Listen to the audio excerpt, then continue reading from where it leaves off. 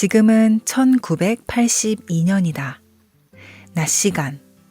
작은 집안은 이상하리만큼 조용하다. 식탁 위에 편지 한 통이 놓여 있다. 막 배달된 편지다. 받는 사람 이름, 은유에게. 은유는 한동안 봉투를 바라본다. 누구지? 편지를 보낼 사람이 떠오르지 않는다. 엄마도 봉투를 들여다본다. 잠깐 고개를 기울인다. 그리고 그때 은유는 이미 봉투를 열고 있었다. 편지의 첫 줄, 나에게. 은유의 손이 멈춘다. 자기 자신에게 보내는 편지다. 이상하다. 내용은 더 낯설다. 카페, 카라멜 마키아토, 아메리카노. 엄마가 단어를 천천히 읽어본다. 그리고 고개를 젓는다. 처음 듣는 말이라고 한다. 편지를 쓴 사람, 조금 이상한 것 같다고 말한다. 특히 마음에 걸리는 부분이 있다. 아빠 이야기다. 엄마는 말한다. 딸이 아빠를 싫어한다고 쓰는 건 좋은 일이 아니라고. 부모 욕은 결국 자신에게 돌아온다고. 누워서 침 뱉기와 같다고 말이다. 은유는 가만히 듣는다. 그리고 잠시 뒤 방으로 들어간다. 바닥에 누워서 천장을 본다. 잠깐 망설이다가 침을 뱉어본다. 잠시 공중에 떠있던 침이 그대로 얼굴 위로 떨어진다. 은유는 눈을 질끈 감는다.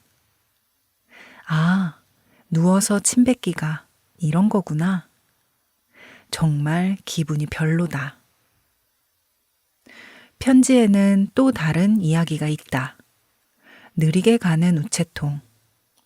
편지를 넣으면 아주 나중에 도착한다는 우체통. 엄마는 단호하다. 그런 건 없다고 말한다. 편지는 빨리 보내려고 만드는 거라고. 일부러 늦게 보내는 사람은 없다고 말이다. 은유는 편지를 다시 접는다. 이 편지를 쓴 사람, 이상한 사람일까? 아니면 거짓말쟁이일까? 그런데 이상하게도 편지를 읽고 나면 마음이 조용해진다.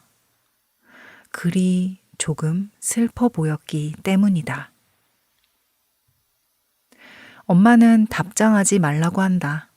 괜히 엮이지 말라고.